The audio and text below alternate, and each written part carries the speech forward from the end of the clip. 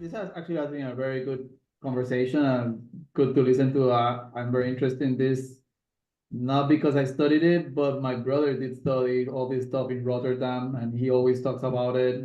He currently works for Honeywell, and he's totally against the Jones Act and all this stuff, and he knows a lot about it. But I don't have that technical knowledge. I just have like what I think makes sense to me, and my opinion is like two parties are making a lot of money, right?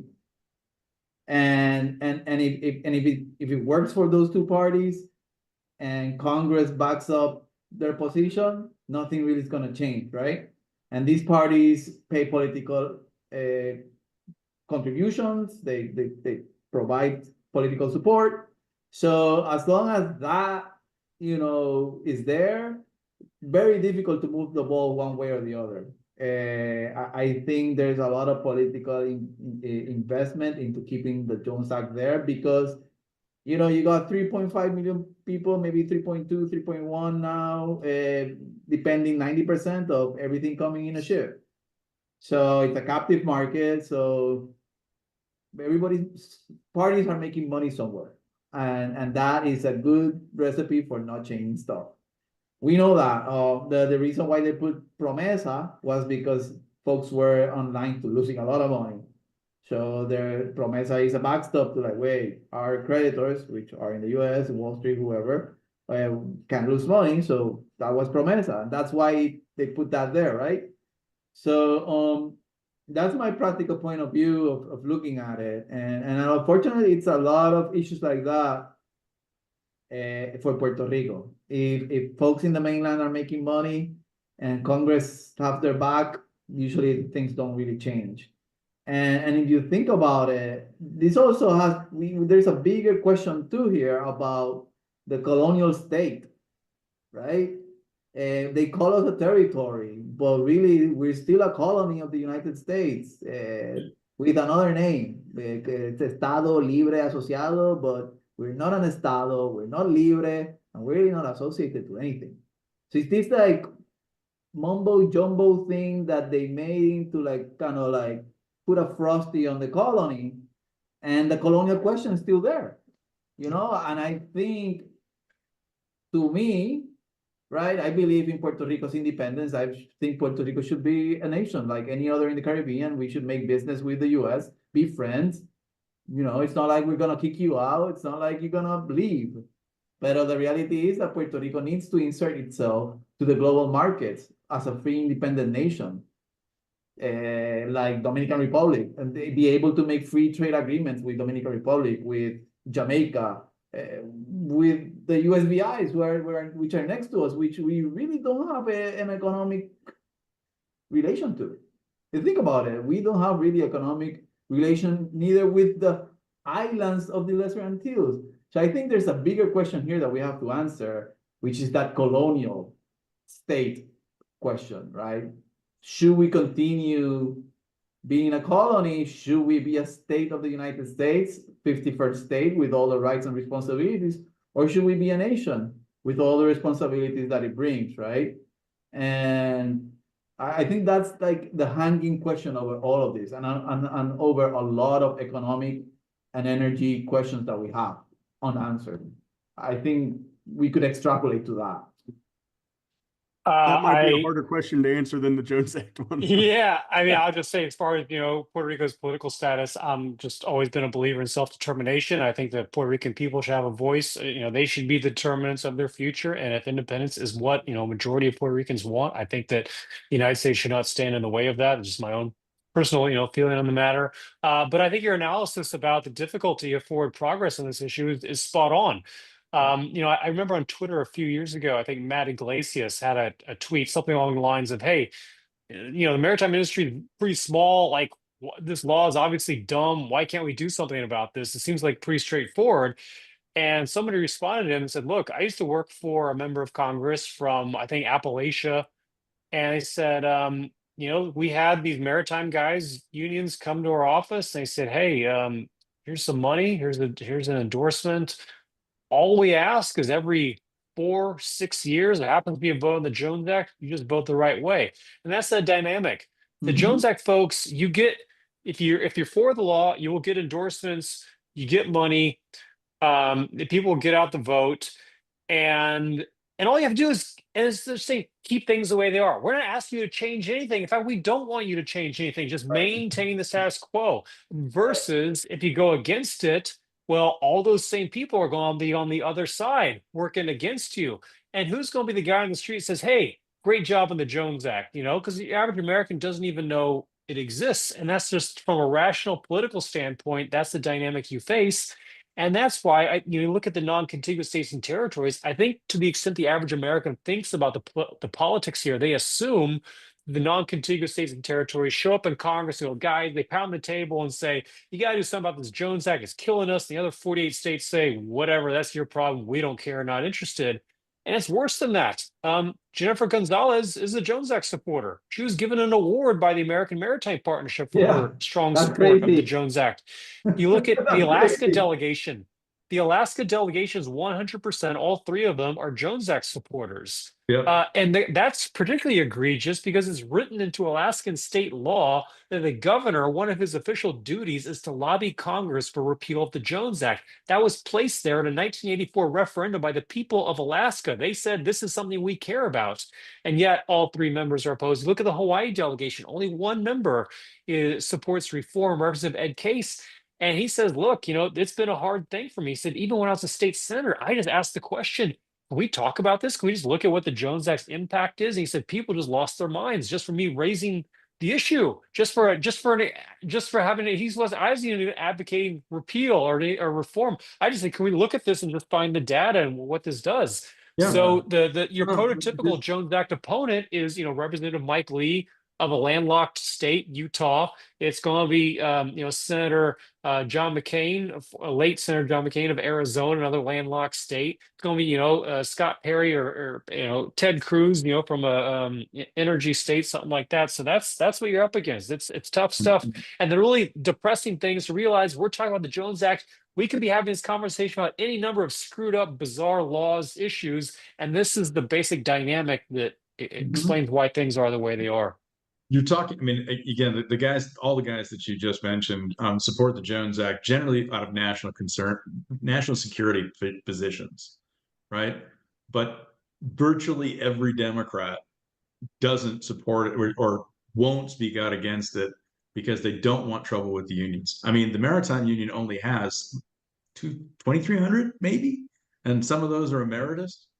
The longshoremen, all those folks, they'll tag up, right? Like they just. That's exactly what happened, right? It's like you can't pick on any union. It's like they get all the unions to go. If you support the repeal of this, and you're going again, you're basically going after unions if you get rid of this, and therefore we won't support you. And they need the union endorsement. They need the union money, most of them. So it's a big third rail. I agree with Colin in that, if you elevate this to a national security issue and propose that like merchant marine reserve within the military, it's a way to deal with the issue. I think that's a good idea to start like, chopping away at this where it'll open up markets, because at the end of the day, this also, opens up markets, offers efficiencies. Prices could go down in Puerto Rico, Hawaii, and Alaska. I think that is a great idea to start talking about. Like, hey, if this is so important for national security, let's make it part of the national security apparatus. Yeah, and take it out of the commerce apparatus. And if you look at apparatus should be open, free markets, enter, come out, however you will. Not this like blockade they have, which is like draconian from the early 1900s. If you look at the 2018 waiver request for 10 years of a waiver for Puerto Rico, and you look at the rejection letter from the Department of Homeland Security, that's precisely what they said. Is like, look, you haven't made a case that there's a national security reason for it, and we can provide waivers for national security purposes. And it's precisely one of the first things that the federal government does when a hurricane or a major storm impacts Puerto Rico is they issue actually, unfortunately, it's not the first thing, and oftentimes they do it too late. But they issue a waiver for the Jones Act so that critical supplies can come in on whoever's carrying it. And so, that was one of the reasons. The other reason, which I found totally unconvincing, was that, well, we know there's a shortage today, but we don't know if there's a shortage in 10 years, and so we can't grant 10 years worth of a waiver. Nevertheless, it seems to me like a critical priority, albeit a Band-Aid perhaps, that the next government of Puerto Rico advocates for an annual waiver that can be renewed on an annual basis, and cites very clearly in the narrative the national security importance of this for the island, for the U.S., for maintaining a strong U.S. presence in the Caribbean, whatever the case may be, that can help get that across the finish line. If the barriers that they're not making the national security case, got to make a better national security case. That to me is asinine. So the waiver was rejected in 2018, and then in 2019, Puerto Rico imported Russian gas. In 2022, Russia invaded Ukraine. The same month, Puerto Rico is importing Russian gas. That's been the result. But I will point out, we've been talking. I think the mistake the Jones Act opponents make is we frame this in economic terms. And traditionally, what happened, the dynamic is this is bad economically. Jones Act supporters say, but this is about national security. National security trumps, you saving a buck. And the thing is, I think I've increasingly become convinced that the national security angle, that's not the Jones Act's coat of armor, it's the Achilles heel. Because if this is truly about national security, if it's truly about ensuring we have sufficient shipbuilding, ships, mariners, it's doing an awful job. And that's where it falls down. I think ultimately, if the Jones Act is reformed, it will be because of a growing recognition of that national security weakness that I think is in large part due to the Jones Act. No, I think you're right. If you're equating that, it's like we've said this is damn it, this is important for national security, and we've passed a levy in order to fund it. And unfortunately, the only people paying that levy is the poorest part of the United States. Everyone else is exempt. I think I consider myself more of a cynic than you guys. I think that even if there's nothing for that argument to stand up on, we still take our belts off at the airport, and the national security value of that is farcical. But nobody's going to say no. We're going to go against somebody who says this is for national security. So even if it's an empty vessel or a hollow vessel, I think what you're saying. I mean, again, the argument. I mean, it actually comes back to an economic one, right? It comes back to the inefficiency of tax collection in order to fund this important national security objective. Yeah. I Right. think there's also an argument to be made about economic development and dependence on federal transfers, right? So if you're willing to lower the cost of doing business in Puerto Rico, and you can incentivize more folks coming and using our free trade zones and incentivizing job growth, you could also make the argument, hey, we're making the economy grow in Puerto Rico. People are moving forward. There is a fiscal argument about federal transfers in the form of welfare or whatever you want to call it, which is red meat for Republicans. That's the strongest argument, frankly. I agree. As long as it can be made without it sounding like a bank shot, where it actually is you can draw the direct line between the economic costs and the economic burden that federal taxpayers pay to support the delinquent growth patterns in Puerto Rico. It's a good argument. It's just not a winning one, right? Yeah. I mean, what Colin, the national security one might work if put in the right way, and maybe it's two-pronged, right? Because whatever you're going to have to get up front with whatever you're changing it into, and so you have to answer the shipbuilding, right, and then the mariner one. Right. And the shipbuilding one is one that's, really, more directly, can we build these ships if we need to, et cetera. But, the argument about acquiring or having access to ships built elsewhere and being able to flag them by Americans, but you need the support of the merchant marine. Right. So you've got to make sure that the maritime union is supporting whatever change you make. They have to win in it, and you need that two-pronged approach, because you need every congressperson to be able to go to their base and say, I'm voting this way because, and one may be making more of a national security argument, and because it's going to have elements that look really socialistic in terms of providing direct support or direct things into certain job training and supporting merchant marine in order to buy off the union. And then you're going to have the Congress people, trying to woo the unions. They're going to need the maritime guys to point and go, no, it's okay. This is okay. You can vote for this, and then you'll get Democrat votes. And then you can get a bipartisan bill put forward, and it'll get through committee. I mean, what happens at the end of the day, I don't know. But the companies who are making money on this aren't making so much money, nor are they so powerful outside of the districts that Colin was just talking about, because they're like, it's the Jacksonville, so it's the Florida vote and others where they have more control. The guys that are doing some shipping and are benefiting from that, potentially companies off the island that benefit from the increase in prices. In Trinidad and Tobago, people selling gas who know that they can increase their price of gas because they've got lower shipping costs, and instead of saving everything on shipping, they put it in their back pocket, and they charge you 20% less than it would cost you if you had shipped using the Jones Act. So it's those aren't the strongest opponents as far as I can see. But those two things are important. Yeah, there's a Milton Friedman quote that I like a lot, that politics is about making it making it easier for the wrong people to do the right thing at lower cost, right? And so I think I think on that note, getting to yes. It's yes, a straight line. Yeah. The shortest distance between 2 points, not a straight line in politics. It's a curve. Or multiple ones. I think we'll leave it there. And Colin, you're always welcome to join us. Appreciate your thoughts, your comments, and your work. Braulio, great to see you, and thanks for joining the conversation. Colin, we'll talk soon, but I appreciate you, sir. I look forward to it. Thanks again, guys. Buenas noches. Yeah, thanks, Braulio. For the space. This is great.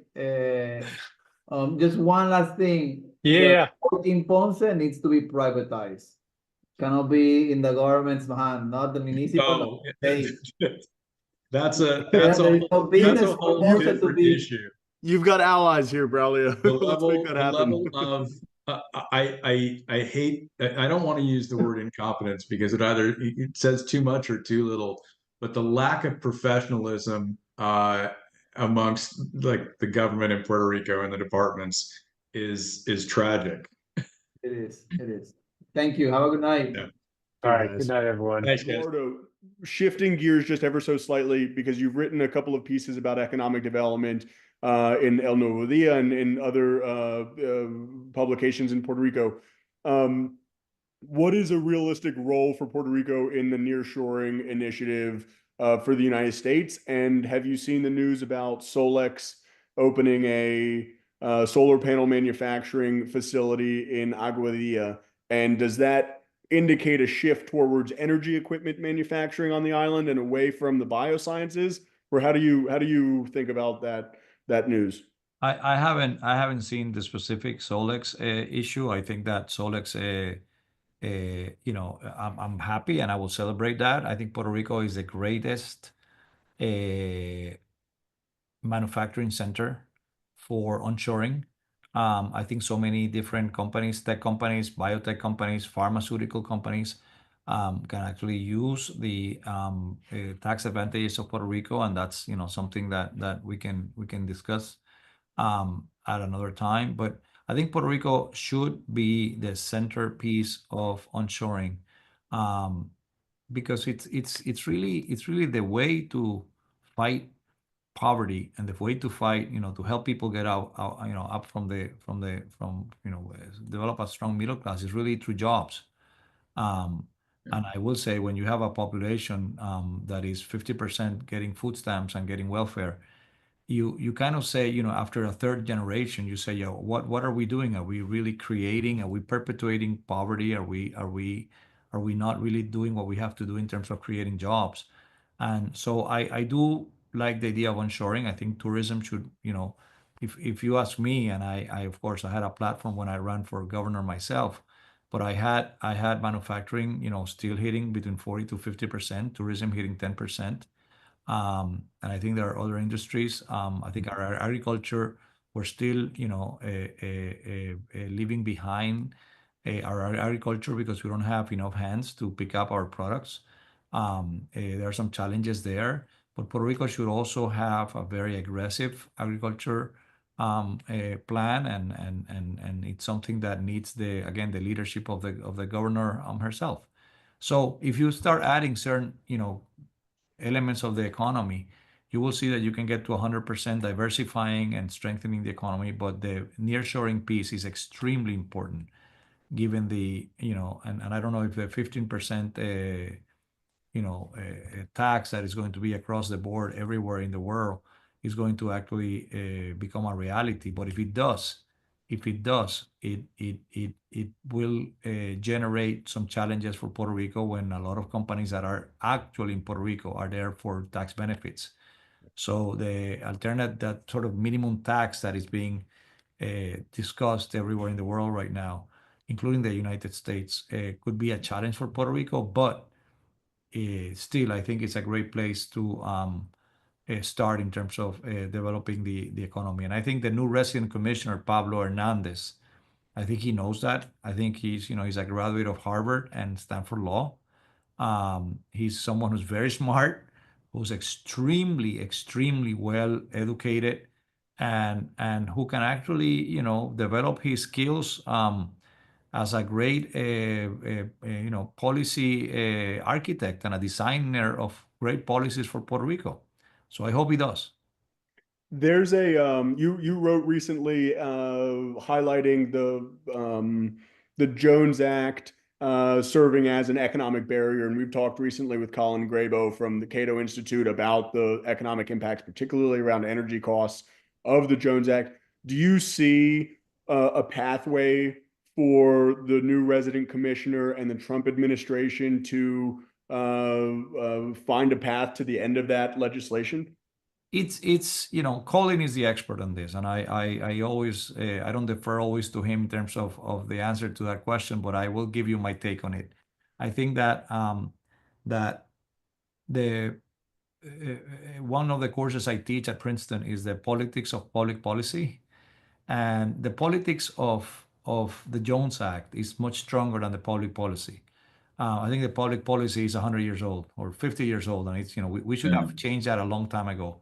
But the politics involved in this are all the coastal states. Start with Massachusetts, and I will, without using the words that he used, I went to see Senator Ted Kennedy once. We had a one-on-one meeting in 2005 or 2006. I used to meet with Senator Ted Kennedy about every 2 weeks when I was heading the office of Puerto Rico in Washington.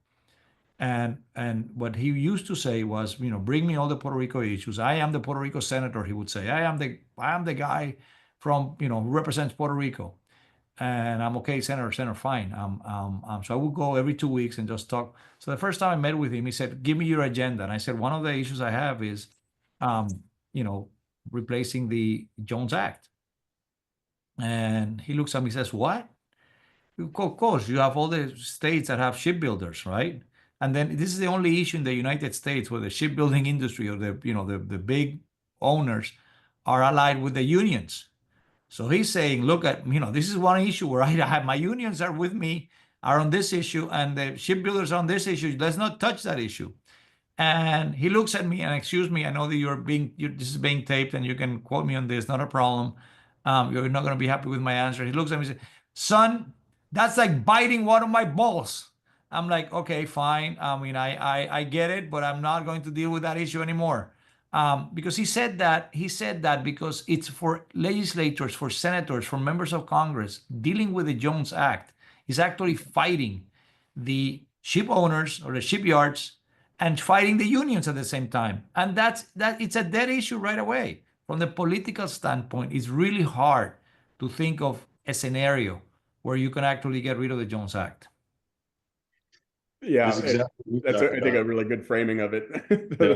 Sorry for my drama, but I was just explaining what happened at that meeting. No, and It's I think you're actually, exactly right. The public become a lot, policy lot folds in easier on because itself. there really aren't that many shipbuilders left in the U.S. There are only like 3 places basically, and the Maritime Union, which is the seafarers for the most part, and it's really a network of unions. If one union says, "Oh, we want to keep this subsidy," then every other union basically supports it. And so it's not just a coastal state for unions. It's, everywhere the Democrats draw power from unions, it's one of those things that gets support. Right. So it's a tricky thing to do. It's, Yeah. I think the day for the Jones Act the day to repeal the Jones Act has come and gone. But I think from the politics side, unless some, agricultural states like Iowa, Idaho, all the central states center of the country states come together. I remember few senators have actually suggested that we get rid of the Jones Act, but it really doesn't have any traction with the states that have shipyards, even though they don't build that many ships anymore. And I agree with you, Tom. But many of them do maintenance of ships in the U.S. and that's a problem. Yeah, but they don't actually, not much of their revenue is derived from maintaining Jones Act ships. It's interesting, but it still becomes a political hot button. I think, as we discussed with Colin, probably the way to attack this is that it doesn't work, right? The policy goals of supporting shipbuilding, supporting job creation, supporting a maritime workforce, there's not enough money. So you need to actually change it so that you're widen your tax base instead of just taxing Puerto Rico, right? Trying to run all this on the back of Puerto Rico and little charges everywhere else. Why don't we change the tax base or what you're taxing? Maybe it's a $1 a ton charge for cargo or something. Sorry, I'm just throwing that out. That's going to have its own issues. But if you need more money and you want to do things, you've got to be able to do that. I think that's the way to then you get the shipbuilders and you get the unions backing you to make the change so that their benefits and their subsidies expand, and they need to expand for national security reasons. So I think that Eduardo, you put it really nicely, and this was very much a takeaway of mine from the conversation with Colin, which is the policy actually folds in on itself as soon as you start to analyze the national security issue, the economics issue, the industry protectionism issue. It just doesn't make any sense, but nobody's willing to stand up vocally against it. And one last question I have, moving away from the Jones Act, is you were born in El Salvador. You're married to a Panamanian. You have very much a global view of many of these things. What should Puerto Rico be learning from El Salvador, Panama, Costa Rica, other countries of relative scale when it comes to energy, economic growth, workforce development, growth patterns for the future? Let me clarify that for everybody and put it in context. My father is from India. And my father came to Puerto Rico to work with the government of Luis Muñoz Marin. And the Operation Bootstrap in Puerto Rico was perceived as being so successful that it was the model borrowed by the John F. Kennedy administration to develop the Alliance for Progress, to develop all of Latin America and get Latin America out of poverty, using Puerto Rico as a model. So my father went to Washington, D.C. and was recruited by the State Department in Washington, D.C. to be part of the U.S. Embassy in El Salvador. So yes, I was born in El Salvador, not because I have family in El Salvador, because my father and my mother were there when I was born. And I cannot be a Salvadoran citizen because I'm an embassy brat. So having said that, yes, I'm married to a Panamanian, who's a wonderful woman and a wonderful person. And I travel to Panama often. And I think that, the one thing that I think that Puerto Rico lacks, and I hate to say that as a Puerto Rican, as a full Puerto Rican, as someone who was the president of the Senate of Puerto Rico and who has represented Puerto Rico in so many different events throughout the world, is that there is something about the appetite, the thirst that Puerto Ricans have when it comes to entrepreneurship, that is not there, and that, or is very little. And I think that Puerto Rico needs to have more of that entrepreneurial spirit. And Puerto Rico should go out there and fight for it. And I have seen that in Panama, and I have seen that in other countries. And if they don't fight for it, they're not gonna get it. And I think in the case of Puerto Rico, many times we are expecting someone else, and perhaps it has to do with our relationship with Spain for 400 years and the U.S. for 100 years. But I think we have to be fighters, and we have to fight harder, and we have to develop our innovation and our entrepreneurial spirit more. And I'm not bashing anyone. I'm just saying that the way I feel is that we should all be looking for that. And I have seen that again in other countries that are poorer than Puerto Rico, but still people are fighting harder for their future. Eduardo, I think that's an excellent note for us to end on. You're always welcome to come back. I know that we could have a much longer conversation and dive into many of these different issues. Maybe we schedule a 6-month review to see how the new administration's going when we get there. But thank you so much for being a part of Power Hour. This has been insightful, and really appreciate your time and joining us. Thank you, and thank you, Tom, and thank you everybody for those who have stayed. I'm looking at some of the people who have stayed for the whole hour. I apologize if we bored you, but you're still here. So a big abrazo to everybody, and thank you for having me. Appreciate it. Talk to you guys soon. We'll see you next week.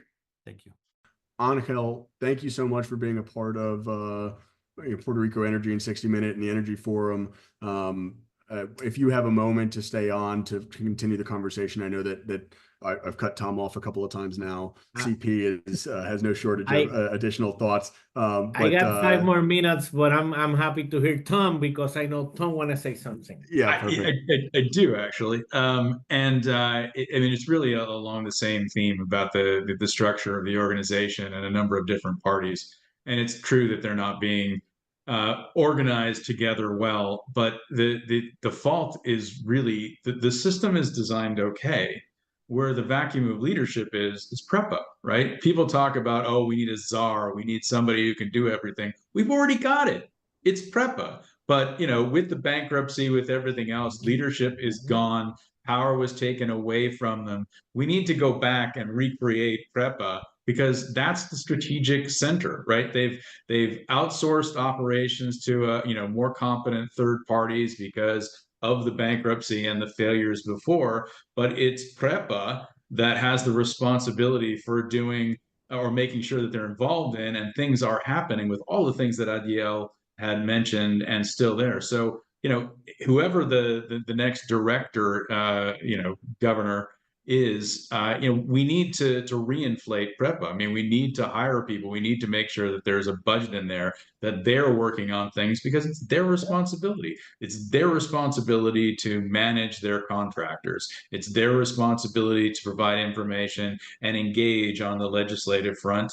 It's their responsibility, basically subbed in most cases to work with the regulator and make sure these things happen. It's their responsibility to be thinking about the future of the energy system, et cetera, and informing their contractors, in which case, LUMA and others who do the integrated resource plan. So the vacuum is really at the management level of PREPA. I mean, it disappeared. I think you're right, Tom, but I think it's important not to underestimate the power of resentment. And resentment is such a difficult emotion to backtrack on.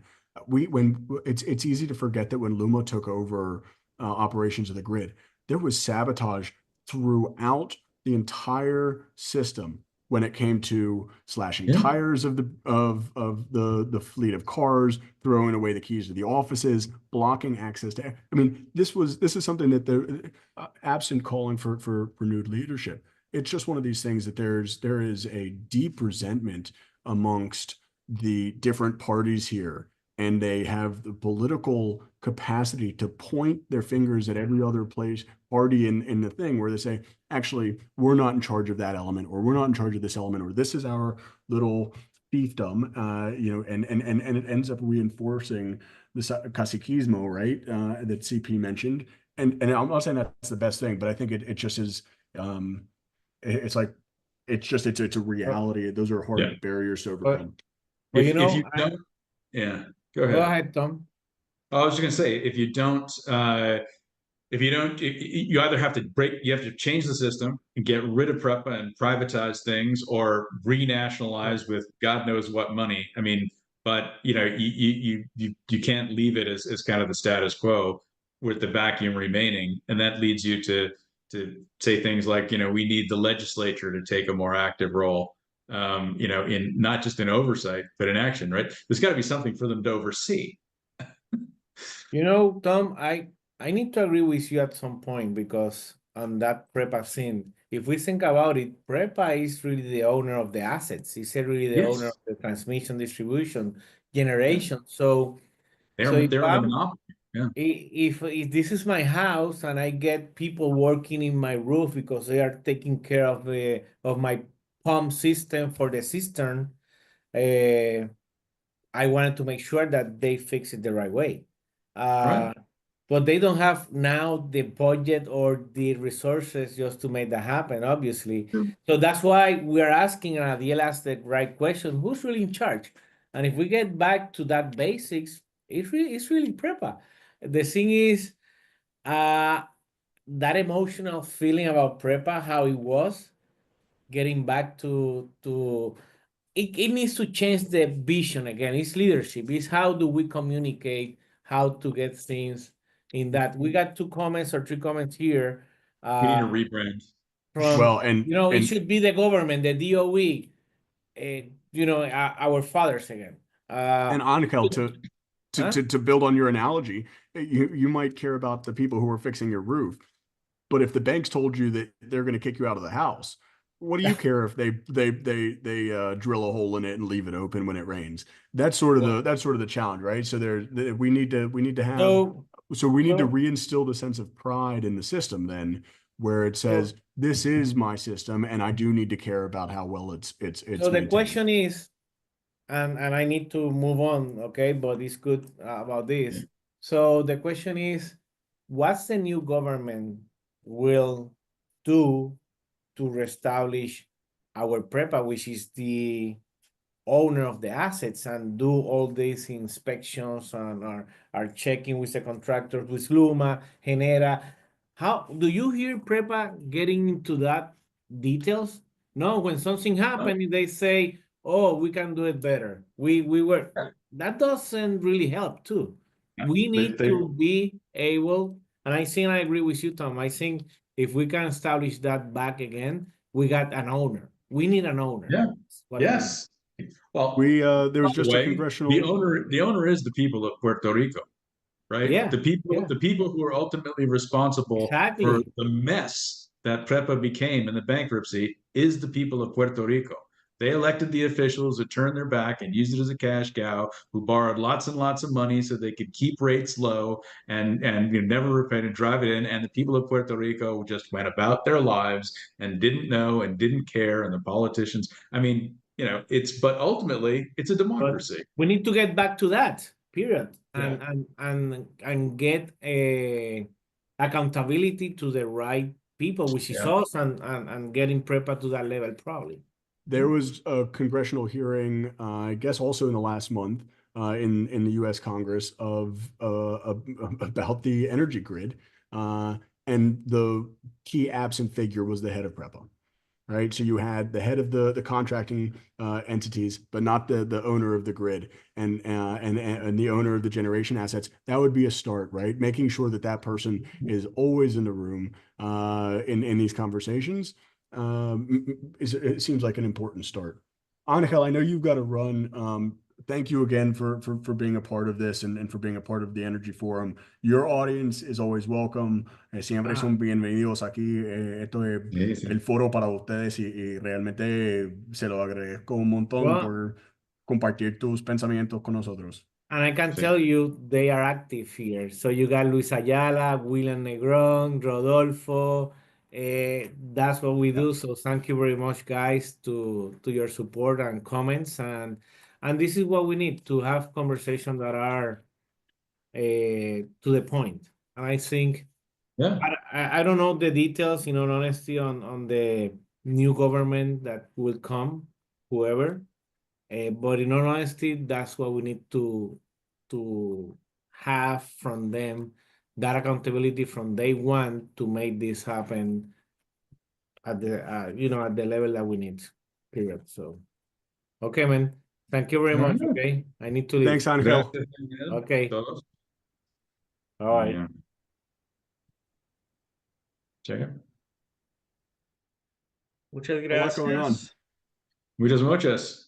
Buenas Oh, noches. One of the, I guess a closing note, if you want to hear more CP, Tuesday, 11 a.m. Puerto Rico time is your best shot.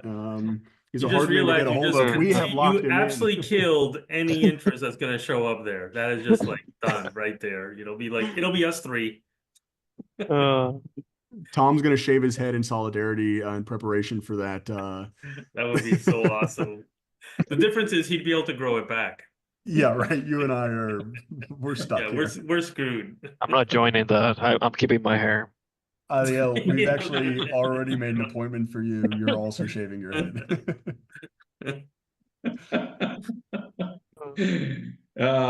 Hey, Adiel, welcome.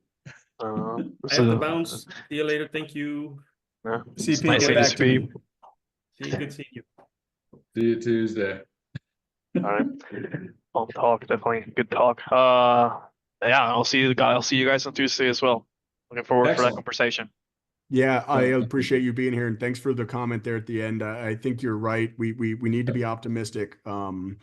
It particularly for folks that are working in the sector.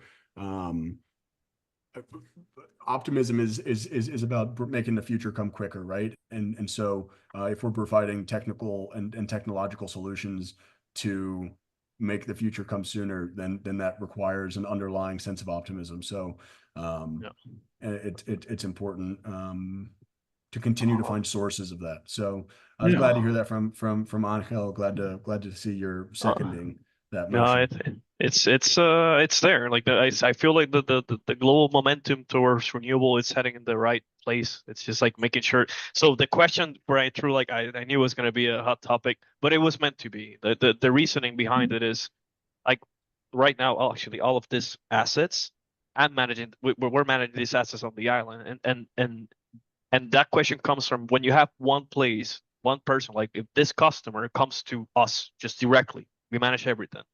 And it helps ensuring that somebody takes care of it and makes sure that long-term vision, because he understands everything.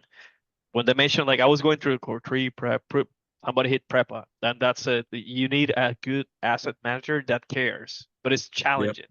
And I do not, I cannot ignore CP's comments of like better resources, more people. That is true. Obviously more money around, you can get better tools and do a better job. But it feels like there's not an asset manager that cares. And typically what we see that around in the private sector, in the industry, is they start selling the assets.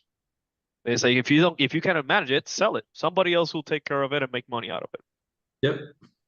That's it. Yeah, unfortunately, they don't operate like a business in the same way, and it's part of the reason why we're in the mess that we're in. It also doesn't. First of all, the assets are really not worth much at this point. It's all about the future, and you've got a strong resistance in Puerto Rico to privatization for all sorts of reasons beyond what the resistance you saw in other locations around the world. But if it wasn't for that, that's exactly what you would be doing right now, right? You would be bargaining to bring somebody in to bring their own capital to earn large returns, stabilize the system. See, people involved in Luma are contractors, and I think they're and Canada, and they're trying their best to make things happen. You can argue about the incentive structures, but right now it doesn't matter, right? They're going to do everything they can to get things in place. Argue about the incentive structures in 10 years time when it's all about, my God, they're making too much money. But you're not going to do that here, right? So we're operating within the the context of the structure that is there, that kind of is always going to evolve, where you've got an owner of the assets that's PREPA. There is one further step they could take toward a more effective privatization, and maybe they'll take it at some point, which would be effectively long-term leases of the assets. Or if you don't want to think about it in terms of assets, you could think about it in terms of long-term lease of operations. So you're a utility, you got a 25-year contract, and at the end of that 25 years, you got to hand it back in a certain way, effectively, to the people of Puerto Rico. And then we either put it out again, or we form our own company, or we do whatever, like you do with trains, like you do with, like the UK does this for all things. They do this for television stations, right?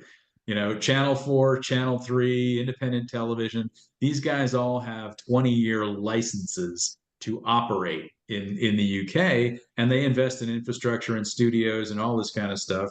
And at the end of 20 years, they might not get a renewal of their license.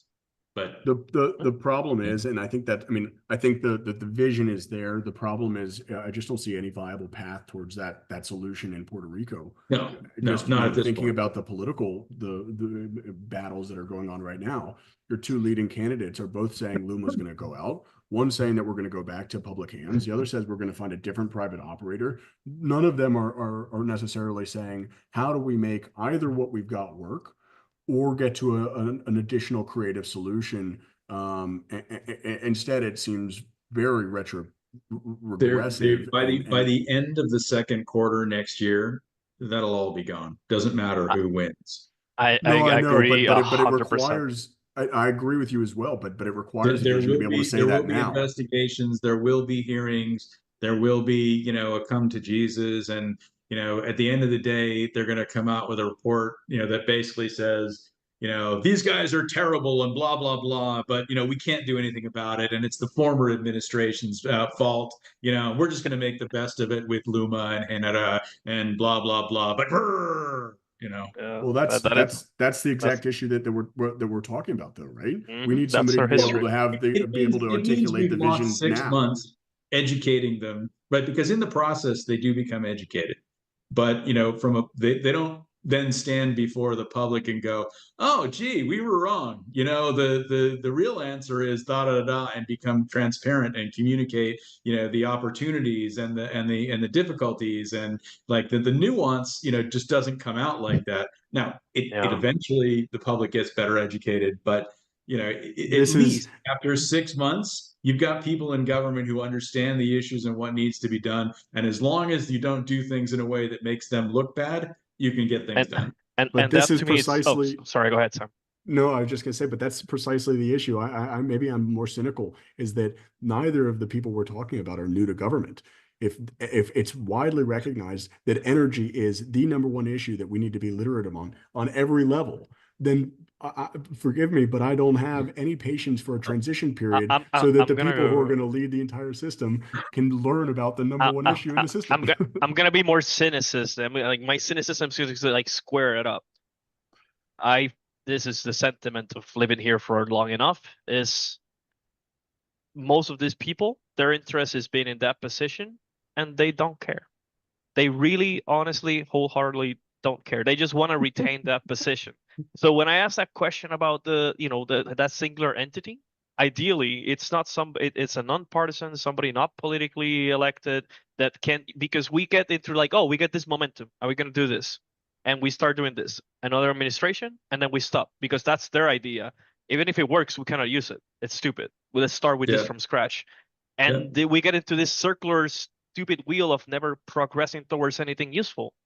And they never get elected. That's Puerto Rico in the last 30 fucking years. You want to see what Project 2025 would do to government? Take a look at Puerto Rico. I have not. I don't have this stuff. I mean, I might have it. I might need a few. It's.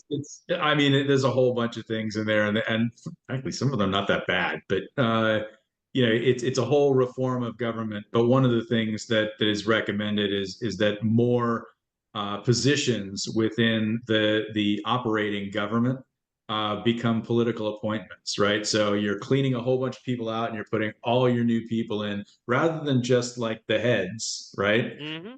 And certain key positions to instruct the bureaucracy, the actual working government to do things. Now you're like wiping a bunch of people out and putting all new people in place who have to figure out what the hell is going on, make mistakes, you lose your guardrails, you lose the experience, you lose.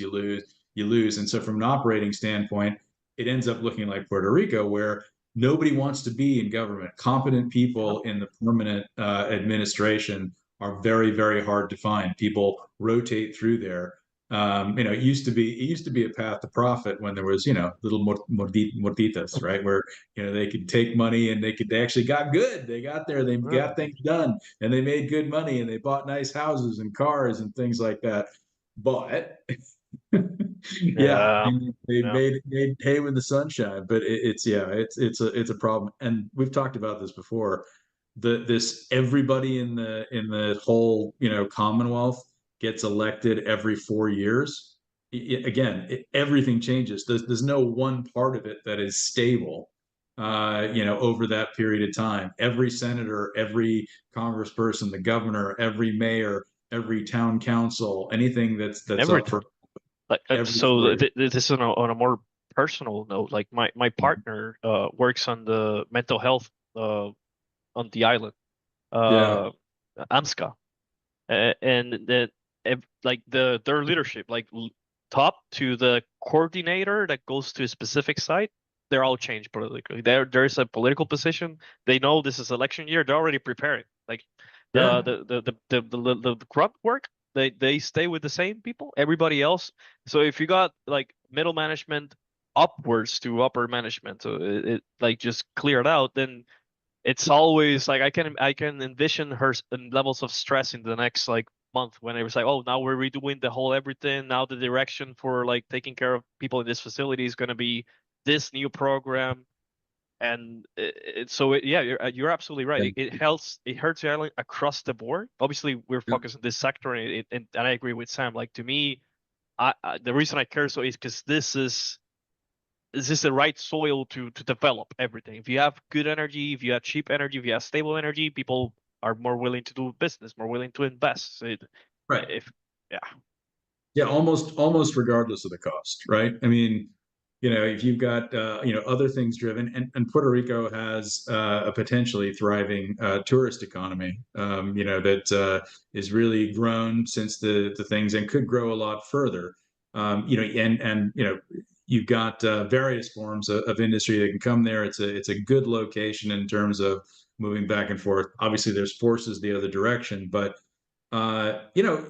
if power was plentiful and reliable, and green or not green, and was 50 cents, you'd still have business, right? I mean, it would affect a lot of things, but you would have people looking at it and going, okay, I can do this. I can see the advantages, and I've got the opportunity. And yeah, power is going to be 50 cents, but I'm going to get in there and I'm going to be efficient and I'm going to, get things done. There, you would have investment. You'd have more, and it would be much more attractive if it was 30, 25, 20, but still, it's an island, and it's the stability and resiliency and reliability that are the biggest factors right now. Anyway, yeah. So I've got to run. I know that Javier's got to jump off as well. He's going to watch the University of Pittsburgh beat the University of Syracuse here in about 5 minutes. But he's betting on Pitt, so that's what matters most of all.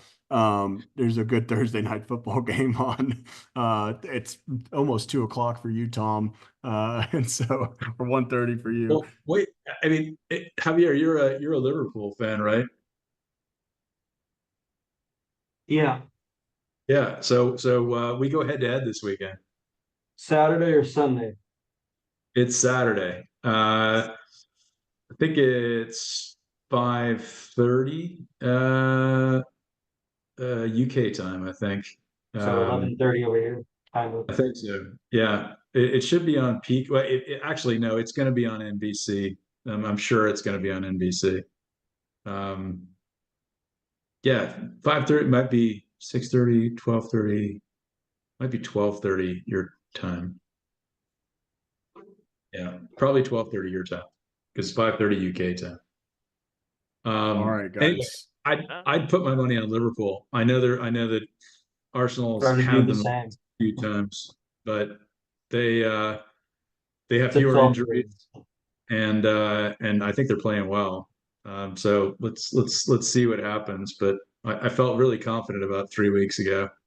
But now I think I'd put the bet. It's sort of like 2-1 on Liverpool Yeah. to win, or yeah, something like that. Guys, I got to Arsenal's run, favorite, but yeah. great conversation and great to see you all. I appreciate you being here. Awesome. Jose, thanks for joining. If you're still Thanks. there, appreciate you being on the line. And Javier, thanks for everything you do. Tom, Yes. All right. Take care, guys. Bye. you're welcome. Yeah.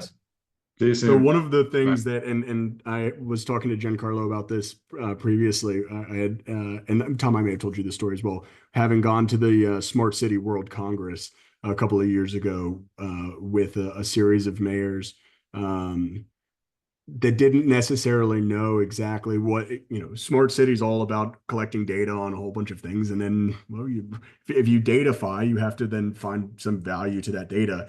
And there's potentially mixed or crossing incentives for that data. And just sort of a silly example here is I'd love the dumpster down the road from where I live to only be picked up when it's full, right? And having a sensor in there that can give an indicator of when it's full and when it needs to be picked up ultimately has better, more efficient routes, and you can streamline the refuse pickup system.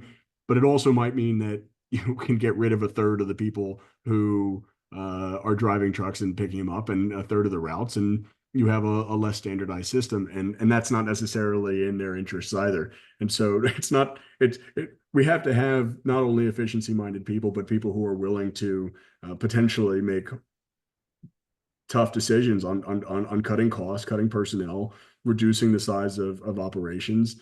And that's not always the immediate electable, politically, appetizing option. Yep. No, I mean all that is incredibly true. But yeah, what can we say? So I don't know if you mentioned or don't recall if you mentioned the beginning, but yeah, normally we have folks stay with us and we do a little afters, but Giancarlo had a family event overscheduled with this particular event, and personally, I would have put us as priority. yeah, Unacceptable. but you're also not married, so True. so yeah, well, I yeah, think we'll probably leave it there then. yeah, I mean, we could. I mean, we could. We have a hardy crew who have come out to wish us well again tonight. I think the whole idea about data and integration, et cetera, is really so key to how you're going to be able to do this. But again, we're going to come up against the same things that we have for so many issues is limited money, limited bandwidth, limited capacity. Those are not always the same thing. I don't think there's any limit of willingness on Luma or maybe PREPA and a few others, but I think there are some tricky things, as you just pointed out, in terms of the kind of the potential wobblies. Sorry, there's a historical reference for any of you guys, but it's the anti-efficiency movement because the perception is that it's just going to cost a lot of boys their jobs, and they don't want to work any harder and they don't want to change, and so you bash the machinery, you do different things. There is actually an incident in Puerto Rico where the PREPA workers destroyed a whole bunch of early smart meters that were bought to be installed, and of course they were never installed. These are the kind of things that you need to prepare for, which requires more attention, which requires you not having 16 or 17 or 60 different priorities on your schedule, which It also keeps requires a different skill set. I mean, it requires people who all that who too. can have a data science sort of approach towards All that looking at government efficiency, government management, system management. And right now we have folks that are you know, and this is not to pick on anybody in particular, just there's a whole bunch of old school ways of government management that Puerto Rico has been very slow to implement digital solutions. Anybody who's tried to do anything on the single business portal, for instance, has found that it, for, you know, for permitting or incentives or establishing businesses or whatever it may be, finds that it's neither singular nor looks much like a portal, nor is it business friendly. And so it has there's fundamental challenges to that. I think it's the right approach. It needs, you know, there's serious things that there's serious things that need to be, you know, continued, developed, better user interface, better user experience, and on obviously better data, right? And one of the things that the Department of Economic Development is, when Pridco historically, is they've got a huge inventory of real estate. Just going back to Orbital, they've got a huge inventory of real estate, but they don't have really good information on it. They don't have good photos on it. They don't have good data. It's just it's a really a glaring hole in their ability to create additional tax base, drive job creation in those areas, drive economic growth in areas that desperately need it. And the result is not null. It's not zero, right? It's, you have a blighted building that's falling apart in towns where it could be investable. Yeah. No, look, I mean, there are some viable solutions for this thing, but you know, it involves a certain amount of trust, professionalism, and letting go, right? I mean, you know, you've got roughly 100, I think, different Pridco properties, locations. There's probably more loose properties than that, but you know, you could grab you know, a bunch of the most empty, the lowest performers, and you know, create a form of long-term lease agreement, you know, maybe with an option period and different, you know, things to claw back if they fail to like create jobs, invest, and do whatever. And treat it like a drilling lease program, right? Where you've got different properties, you put them up for auction, let people bid on them, and come in and bring their capital and invest, you know, refurbish them, create jobs, do whatever. And they get, you know, a 99-year lease on those facilities. They still belong to Puerto Rico. Eventually they're going to get back. Probably, you know, some of the form could be regular, not just one upfront payment, but a certain amount of royalty on, you know, the gross receipts, etc. And now you've got investment. Now, you know, it's not fully privatized, but you know, it's close enough without losing control. And then you don't have to overthink it, right? Well, you know, and this is exactly where an energy dashboard, I think, that doesn't yet exist comes into play, because then you can actually see, okay, here's something's working. Here the real estate market actually is moving in all the right ways. And you know, you start getting layers of information. You can tease out a lot more nuanced results from those data. Joaquin, Roberto, comments you guys want to make since you're on the line? Javier, obviously, Giancarlos. Hey guys, no, this is Joaquin. No, I find it very interesting. I'm a bit of a data geek myself, so it's nice to see somebody actually taking data and making it useful. I just wonder if some of what you're characterizing as an opportunity, that whole Pridco conversation, I've scratched my head 1,000 times on why that's not, you know, a huge source of income for the island. But more specifically, you know, what needs to happen, or what data could be deployed in these solutions to help make more business decisions. And when you look at what's available on the mainland, so to speak, I don't know that you see in some of the best RTOs like PJM or ERCOT, where I live and spend a lot of time too, that you get this equally, capabilities, transparency, you kind of do and you kind of don't. ERCOT's better than PJM, but even so, it's, they're not quick to point out their mistakes. you know. No, I think that's it's an excellent point, and Giancarlo made something of a note towards it, which is we just have so many more challenges, right? And so I think part of it is there's a lot more reason to understand exactly where all the outages are. But I also think there's something that we didn't mention, which is so much of this work is done by the federal government funds. And there was an opportunity for them to say, look, if you're going to leverage these funds, there's got to be a high degree of transparency with regards to the progress that you're making, the challenges that you're facing, and really make sure that you have the technology and the mindset and the institutional culture in place to say, as we're repairing the grid, we're making sure that it's going to be a really smart grid moving forward so that we know exactly what's available. In many ways, it is kind of the classic leapfrog scenario where we are building, we're behind ERCOT and PJM in so many ways, and yet we have an opportunity to have much greater data visibility and transparency about what's going on the grid in ways that you wouldn't necessarily do unless you're starting from the position that Puerto Rico is.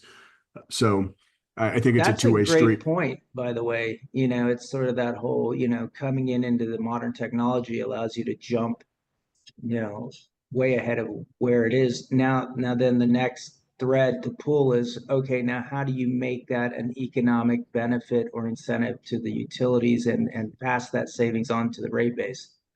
Yeah, well, and I think that it's a catch-22, right? Because if you say that you spent less, and so you need to submit a budget, and you were so efficient, you spent less money, you're going to get approved for a smaller budget, right? And this is sort of the catch-22 of the dumpster example that I used. Or another one is if every time my car hits a pothole, there was a little data bump and it sent into the municipality that there's a pothole there, and it could show how then somebody in the municipality would have to fix the pothole.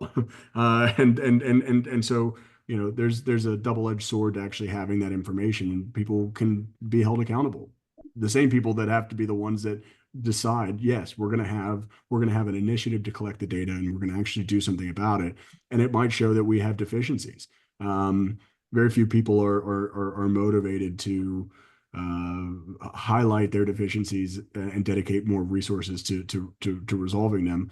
And that's at every level, right? Whether that's at a corporate level, it's Sure. at a government level. It's certainly, if where there's bureaucracy, there's a degree of closing ranks and protecting yourself in the hierarchy. And that, I think, is, to his final point, it depends heavily on who we put in these positions and what their mindset is about getting it done. We'll see. But I think there's also a bit of a catch-22 with regards to electability, which is we're going to shy away from anything that's politically sensitive and for the risk of not getting reelected. The outcome is, well, you might not get reelected anyway. And this is what we've seen in Puerto Rico. We've seen a bunch of one-term governors for fear of or hesitancy of tackling some of these big issues and potentially making them more accountable. I do think that there will be changing of the tides with regards to taking on some of these big issues, even if it seems unpopular politically on its face, that actually has really significant fruit to bear in terms of the quality of the services that are provided by the government and their ability to move the needle, whether it's permitting, whether it's real estate, whether it's energy, whether it's transportation, you name it. There's losses across the system, and somebody has to be able to say, yeah, we've got losses, we've got deficiencies everywhere, and we're going to do something about it. And it might be unpopular tomorrow, but in 2 years, it's going to pay dividends. We'll see. Maybe I'm optimistic. No, I think you're kind of spot on, and it's really, how do you get there? How do you you said a lot there, and that's a lot to try to dissect, but it's well said. Well, it's unusual that I end on an optimistic note, so I think we should take advantage of this. Happy Thanksgiving. Happy Thanksgiving. There's We'll